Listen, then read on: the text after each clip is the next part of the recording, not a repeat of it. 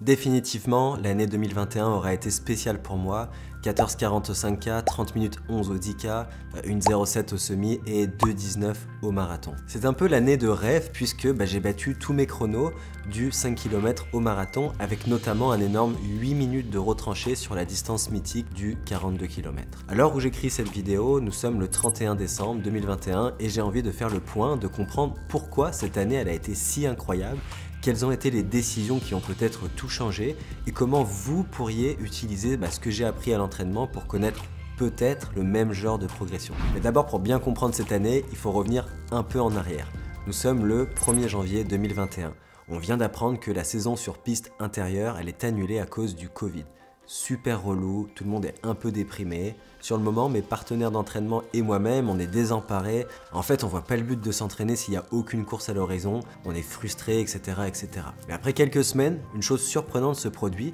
Pour la première fois de ma vie, je m'entraîne sans objectif et en fait j'aime ça. Pour compenser l'absence de compétition, on décide de construire un programme d'entraînement exigeant avec beaucoup de kilomètres, 2 séances de qualité par semaine et une longue run à un effort modéré le dimanche. C'est une première pour moi car d'habitude l'hiver, soit janvier, février, mars, avril, mai, juin, juillet, non je plaisante. Non, l'hiver québécois est long mais pas autant que ça. Donc l'hiver de janvier à mars, voire avril, en général on les consacre à la saison sur piste intérieure. C'est l'occasion de travailler un peu la vitesse, de chausser les pointes et de s'aligner sur du 1500-3000 mètres. Mais en 2021, rien de tout ça. On n'a même pas accès à la piste intérieure, on doit donc se contenter du froid, de la neige et de la même boucle de 1 km à chaque séance de qualité. Les semaines d'entraînement s'enchaînent et nous ne sentons aucune urgence, aucune pression pour augmenter notre forme. En fait, on prend chaque séance avec sagesse. Oh, c'est dur à dire ça. En fait, on prend chaque séance avec sagesse, c'est juste une séance de plus, une séance en banque, un petit gain de forme et c'est tout. Le plus impressionnant cette saison, c'est en fait qu'on fait rien d'impressionnant à l'entraînement. On court le matin, on travaille la journée, on court à nouveau le soir, on mange, on dort et on recommence. Les séances s'enchaînent et la forme en fait elle prend 1% chaque semaine. 1% c'est pas grand chose mais après 20 semaines ça commence à compter. Donc on est en gros fin mars et j'ai déjà couru à peu près 1500 km. J'ai raté aucune séance, je récupère super bien, tout va bien. Le 21 mars, on organise un tempo en équipe sur le célèbre circuit Gilles Villeneuve, circuit de Formule 1, la classe. Le programme c'est de courir 15 kg, pace marathon, pas plus vite que ça. C'est le genre d'entraînement où par le passé je me serais grave excité, j'aurais tout donné, j'aurais fait du pace semi voire 10 kg, bref j'aurais fait n'importe quoi, mais pas cette fois. Certains gars du club ont envie de pousser, le pack se scinde vite en 2 groupes, moi je reste dans le deuxième et je me surprends à rester calme, relax, j'essaie d'appliquer les conseils que je donne à mes athlètes, bref. Je sens que la forme est là, mais j'attends mon heure, c'est pas encore le moment de pousser et j'ai pas envie de dépasser une cote 8 à l'entraînement. Les semaines d'entraînement s'enchaînent et pour la première fois depuis des mois, une course se profile à l'horizon. C'est rien d'officiel, mais on organise en club un time trial pseudo-officiel, chronométré et tout, donc juste avec les gens de notre équipe, et pour la première fois, je ressens ce petit frisson, ce petit truc de peur de se donner à fond. Donc le départ de la course est lancé, je mets les gaz, je donne mon meilleur effort, je suis devant, je me retourne pas et je termine en 14,40, soit mon meilleur chrono par 15 secondes. Je suis vraiment surpris parce que on n'a fait aucun spécifique, mais j'ai l'impression que le volume a parlé. C'est à peu près à ce moment-là que j'entends parler du marathon de Valencia. On me dit que je pourrais intégrer le volet élite si je parviens à courir 30 minutes 15 sur 10 kg. Problème, le Québec n'a toujours pas autorisé les courses officielles. Par chance, la compagnie Chrono 900 vient à notre rescousse et il nous propose de créer une pseudo-course officielle qui sera mesurée dans les règles de l'art et chronométrée de façon professionnelle. C'est durant cette période que je fais mes meilleures séances à vie. 7 fois 1000 mètres entre 2,56 et 2,47. Je fais aussi un tempo de 5 kg seul en 15 minutes 20. Bref, plus de doute, la forme est là et j'ai vraiment hâte de me frotter au standard. Au fond de moi, je pense avoir les jambes pour courir sub 30 à peu près. Le départ de la course est lancé du 10 kg, j'enchaîne les kilomètres à 20 km/h et je passe le premier 5 en 14,55. Mais il y a un truc qui va pas, je sens que je suis dans le dur et je devrais être un peu plus frais que ça normalement à la mi-course. En fait, je suis juste pas dans mon meilleur jour, j'ai fait quelques conneries à l'entraînement, mais je donne tout quand même, peut-être un peu trop, pour finir en 30 minutes 11. J'ai le standard en poche, mais quelques jours plus tard, j'apprends que le standard a changé, il est fixé à 29 minutes. Impossible d'aller chercher ce genre de chrono maintenant, ça serait peut-être dans quelques années dans le meilleur des mondes, bref, c'est la merde. J'obtiens tout de même un dossard gratuit, sub-élite et une place en avant du premier choral. Donc ça c'est cool, je vais à Valencia. À partir de ce jour, mon nouvel objectif, c'est le marathon de Valencia qui aura lieu le 5 décembre, soit dans 6 mois. C'est le seul objectif qui compte et toutes mes décisions seront prises en fonction de cet objectif. Mais ce 10 kg, il m'a fatigué, j'ai trop poussé pendant mon affûtage, ce qui explique un petit peu ma performance oui bonne mais un peu décevante, je pensais quand même faire mieux. Je prends donc 2 semaines de pause, je fais aucun sport. Et quand je reviens, c'est vraiment difficile, j'ai moins le goût de pousser, j'ai un peu moins le goût de m'entraîner. Du coup, je pousse pas trop, je cours, je me force un peu à courir, mais tranquille, tu vois. Et finalement, au bout de 6 semaines un petit peu galère, je me sens de nouveau d'attaque. Ça, c'est vraiment une des grandes leçons que j'ai apprises et que j'aimerais vous partager, le fait de ne pas forcer la performance. Le corps, c'est vraiment une machine fascinante, parfois, honnêtement, ses rouages m'échappent, mais j'ai compris une chose, à chaque fois que je me soumets à lui, que je lui fais confiance, il m'amène toujours vers des nouveaux sommets. Du coup, à ce moment-là, je réalise que 30 minutes 11 sur 10 kg, ça équivaut à peu près à 2h19 sur marathon.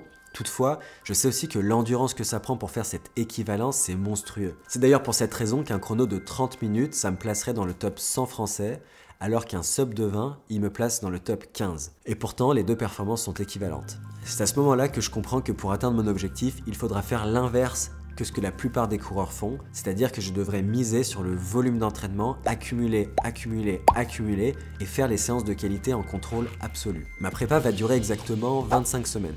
25 semaines, c'est quand même long, mais je vais essayer de gérer mes efforts avec une extrême précision sans jamais dépasser cette ligne pour être dans ma meilleure forme dans 6 mois à Valencia. C'est pas facile, mais j'ai quand même de l'expérience et normalement je connais les erreurs à éviter. Les mois défilent, les kilomètres aussi, et là je prends conscience d'une chose.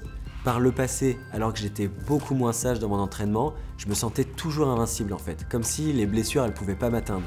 Aujourd'hui c'est un peu l'inverse, je fais hyper attention, je suis prudent, mais je me sens jamais à l'abri d'un pépin, et pourtant, pour l'instant, je touche du bois. Je fais plusieurs courses en mode entraînement, je vous parlais en détail de cette nouvelle stratégie dans cette vidéo, et c'est une stratégie que j'ai vraiment découvert cette année, prendre les courses en mode entraînement. Donc ça signifiait pour moi donner un effort environ 90, maximum 95% plutôt que 100%. Je sais pas pourquoi, mais je suis persuadé au fond de moi que ça a vraiment fait partie des stratégies gagnantes de mon année 2021. Les entraînements ils sont de plus en plus solides, les courses se succèdent, je prends énormément de plaisir à retrouver la compétition, ça c'est vraiment cool. Et je sais pas pourquoi je me sens vraiment beaucoup plus léger qu'avant en fait. J'ai plus cette impression que je mets en fait mon ego sur la ligne de départ à chaque course parce que je sais qu'il y a un seul moment qui compte vraiment dans l'année, c'est Valencia le 5 décembre. Je termine mon année 2021 avec un monstrueux, du moins pour moi, 6274 km sur 11 mois de course, soit 20,5 km par jour en moyenne, c'est de très loin ma plus grosse année de course. Cette donnée vient conforter ma croyance selon laquelle le volume d'entraînement c'est le choix le plus sûr quand on veut courir vite du 5 km au marathon. C'est probablement encore plus vrai d'ailleurs pour le marathon. Mais petite parenthèse, faire du volume pour faire du volume, c'est pas forcément la solution à tout. Faire du volume c'est bien, mais il y a d'autres choses à bien gérer comme les séances de qualité, la nutrition, le sommeil, etc. etc.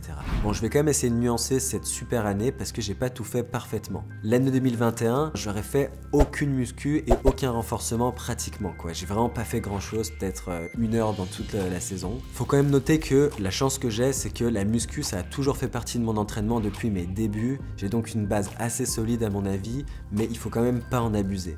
En 2022, ce que je vais changer, c'est que je vais essayer d'en faire au moins 2-3 fois par semaine à raison de 15-20 minutes. À mon avis, ça prend pas plus que ça. Mais je suis quand même en quête d'un programme économique et intelligent pour un maximum de rendement et un minimum d'effort. C'est vraiment ma philosophie en muscu. Du coup, j'ai approché un préparateur physique pour lui parler de ce projet. Je vous en dirai plus dans les prochaines semaines. Cette année 2022, j'ai décidé de répéter le même schéma. Je ne participerai pas à des compétitions pendant l'hiver pour vraiment me concentrer sur l'essentiel, soit accumuler des semaines d'entraînement, et j'ai plus envie de sentir cette urgence de performer. Cette urgence qui à mon avis m'a fait vraiment faire beaucoup d'erreurs par le passé. En fait je crois que pour performer à mon meilleur, je dois être concentré pendant plusieurs mois d'affilée, et faire trop de courses, je sais pas, j'ai l'impression que ça constitue un peu une distraction pour moi.